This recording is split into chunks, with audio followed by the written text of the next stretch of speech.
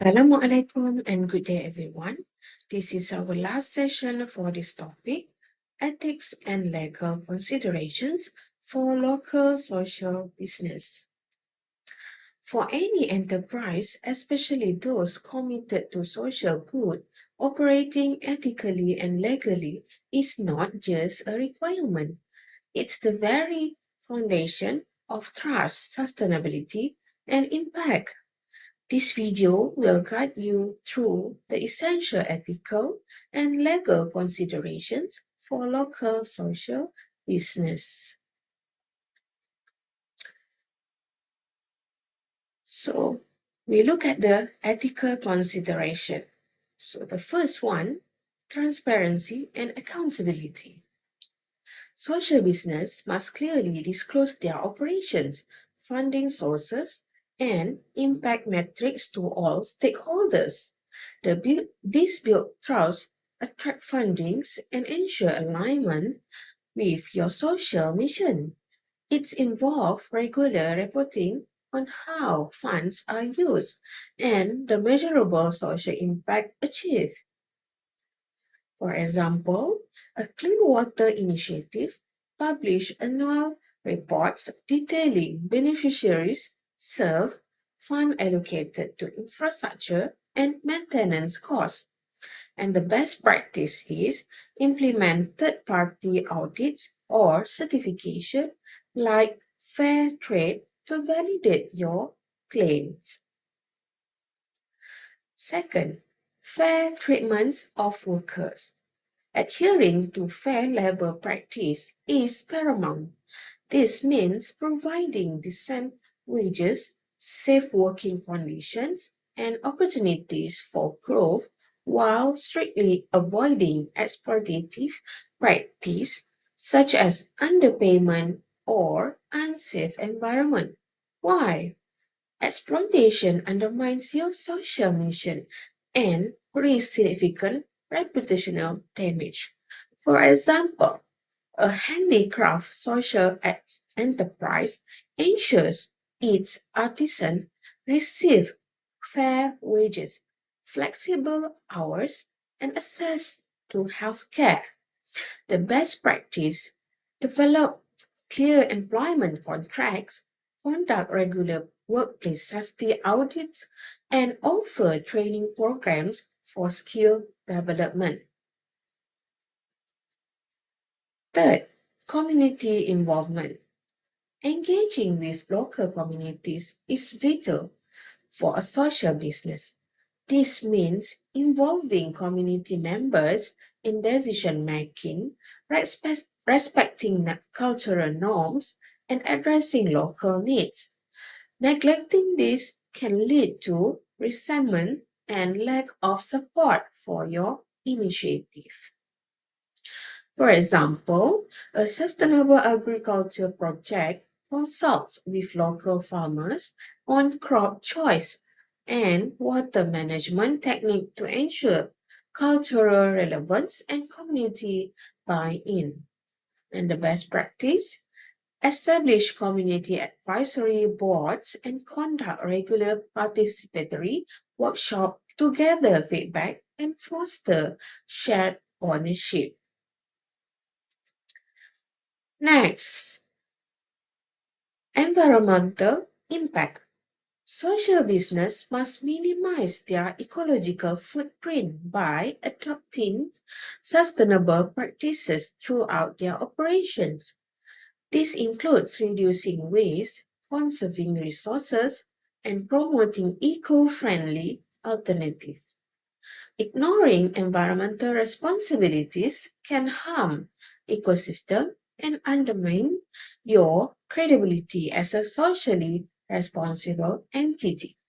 For example, a recycled goods manufacturer uses energy efficient machinery and sources materials locally to reduce carbon emissions. The best practice: conduct environmental impact assessment regularly and obtain certification like ISO 14001 for environmental management. Next, so this one is legal consideration. So the first one, business registration. All social business, regardless of their structure, for profit, non-profit, or hybrid, must comply with local laws for business registration. Non-compliance can lead to fines, legal issues, and loss of operating license. For example, a social enterprise providing job training registers as a private limited company with a social mission clause. And the best practice is consult with legal professionals to determine the most suitable legal structure for your social enterprise and complete all necessary registration before commencing operation. Next, intellectual property rights. Protect your innovations, trademarks, and creative work through proper registration. This prevents unauthorized use by competitors and safeguard your brand's unique identity. Failure to protect your IP can result in imitation, loss of market share, and legal disputes. For example, a social technology startup offering an educational apps registers its software and brand name to prevent copying.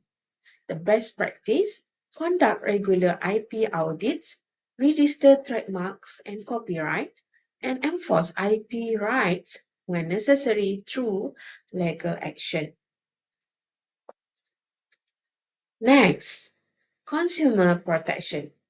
Ensure your products and services meet quality standards and adhere to all consumer safety regulations.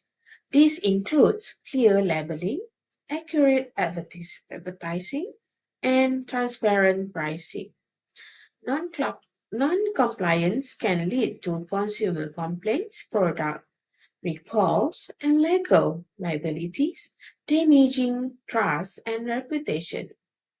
For example, a social enterprise selling sustainable food products ensure all ingredients are clearly listed and complies with food safety standard.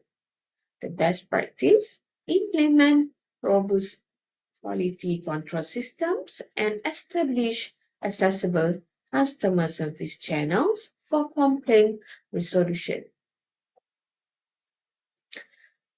Finally, nonprofit and tax regulation.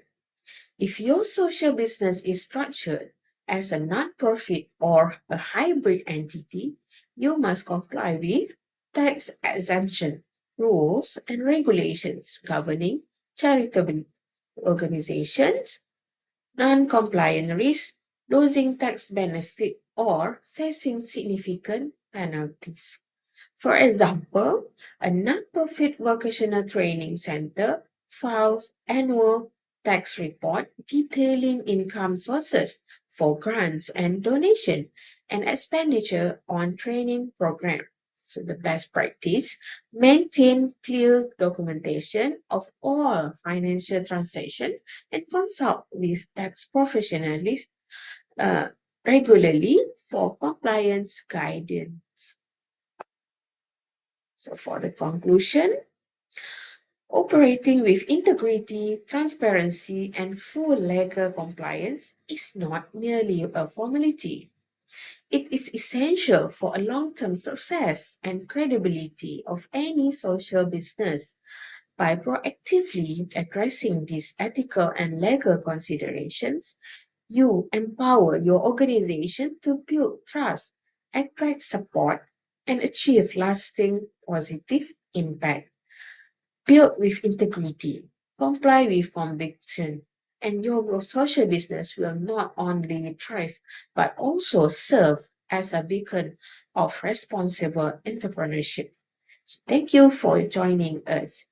Thank you.